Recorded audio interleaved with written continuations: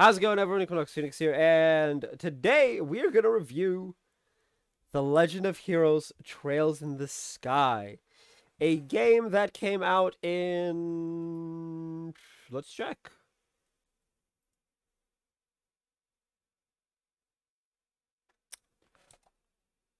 Trails in the Sky. Because as always, we gotta rate it for what it is, not what we want it to be. Gotta be objective about this. Sky release date. It came out June 24, 2004. I was going to say 2024, but that's the future. 2004 for Windows. In Japan, I believe. So let's show it to you guys.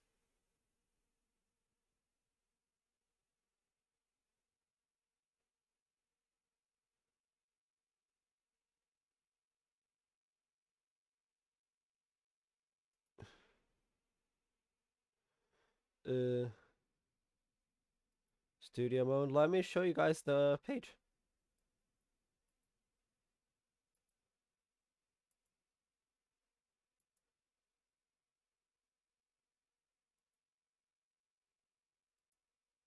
There it is. Microsoft Windows Japan 2004. So it's an integrated graphics game from 2004. So we're not gonna be like, oh, it looks such like trash. Look, there's God of War. We're not about to compare, you know. I don't have food on me. I don't have food on me. I was about to like use like props and shit, but like we're not gonna compare like an apple to a sheet of paper, right? It doesn't make sense. We gotta rate it for what it is as a 2004 game. I know, rambling beginnings. They always have to have this. I always have to go over it because people love to get mad at everything. Anyway, now to the actual review of the game. Trails in the Sky, as some of you know, but for those who don't, The Legend of Heroes Trails in the Sky is the first game in the Legend of Heroes Trails franchise, which is my all-time favorite game series. My all-time favorite game is Cold Steel 4, which is the 9th in the series. This is the first. We went back. We swung back the pendulum and went into the flashbacks. Oh boy.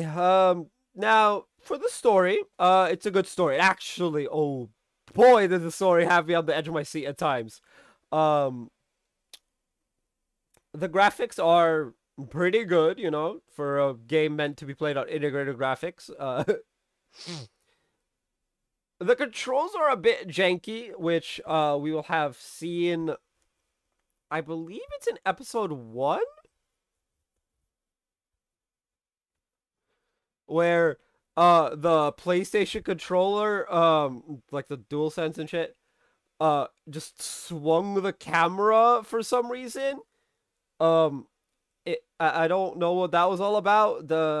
And obviously they're not as intuitive as Cold Steel. I can't really judge it for that, for not being as intuitive. But the controls are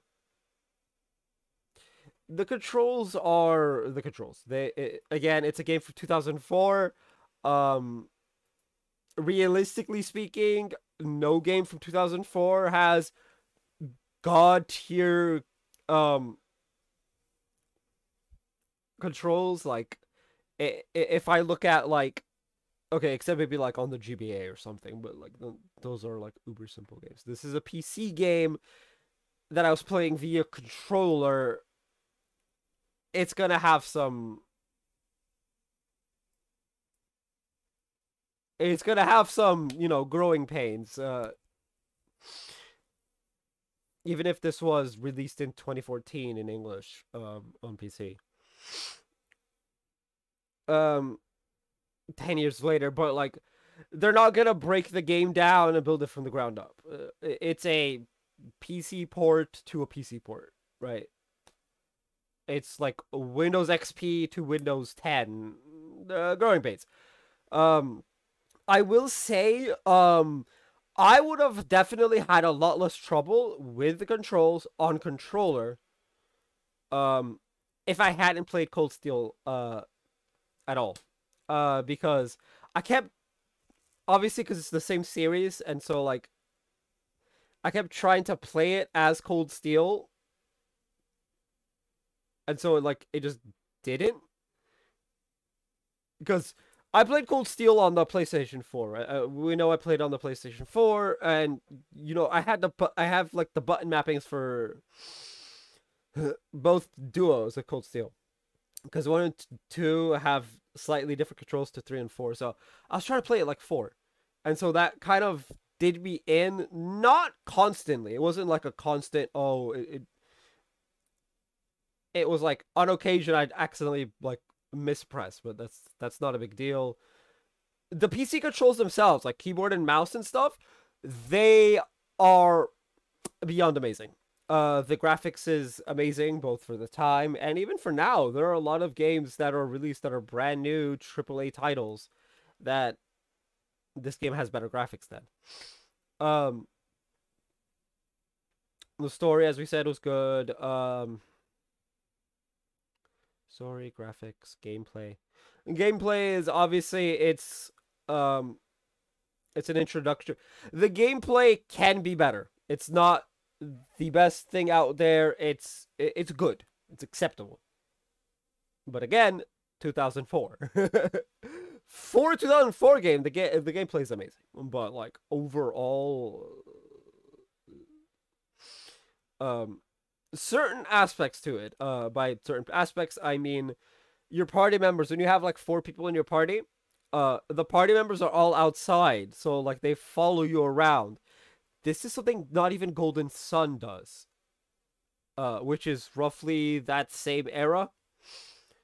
So I can actually be like, nah, that was a miss, because there are games from that era where both on all platforms. There are games on all platforms from that era that you'd have multi-party members, but the only person who's walking is one person. There's no trailing your entire party behind you, and the last dude, because of how slow he's moving, you get caught in a battle. Now, organic gameplay. This is a very big issue that we came across in one game. Where the game just did not want to be played organically. No, sorry, there's 2 games I came across it in recent years. In the last year, actually. Both on the Switch, funnily enough. One was not as bad as the other. The one we did on this channel was atrocious.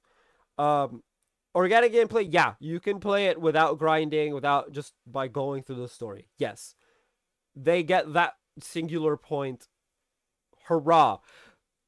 It does make I will say the name of the game, Shin Megami Tensei 5. It does make Shin Megami Tensei 5 infinitely worse if the level curve and just organic gameplay ability of a game for 2004 outstrips a 2021 game by miles.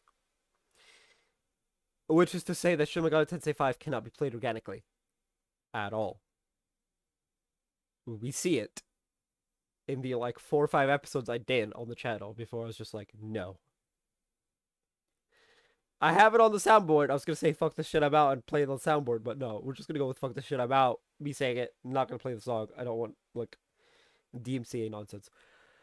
So yes, you can play the game organically. The story's good. The story does stop like seemingly very suddenly, but at the end of the game, once you finish the credits, it does say that there is a second chapter. This is more than likely the sudden stoppage. I mean, and the fact that it was split into 3 chapters, as obviously we know now, 3 chapters, is due to the limits of the time. Quite frankly, it's a very long ass game. Most games aren't this long. like pure story wise, and then adding everything on top, it's a good time, right? Like I spent like 60 hours on this game, or some shit. So yeah, it's probably just a limitation of the time. No, no. I was gonna be like, no. Every other game I could think of that have uber long stories back then had like 2, 3 discs. So no, no, no. 2, 3 games make sense. Let's see. We covered graphics. We covered gameplay. We covered controls. Weirdly enough, I think I've covered everything. So you're probably wondering, John, quit your fucking rambling. We get it. You love to ramble, but this is not the channel for that. That's the non-gaming one. What's the rating? Give us the verdict, my boy. And so I'm going to give you the verdict. We've pretty much covered everything. If I missed a certain aspect of the game, it doesn't affect the number I'm going to give you right now, but mention it in the comments if you want. This game, I would give it... I have to give it an 8. An 8 out of 10. I think that's the same as Cold Steel 1 or 2, something like that. Had an 8 out of 10. Just simply because of the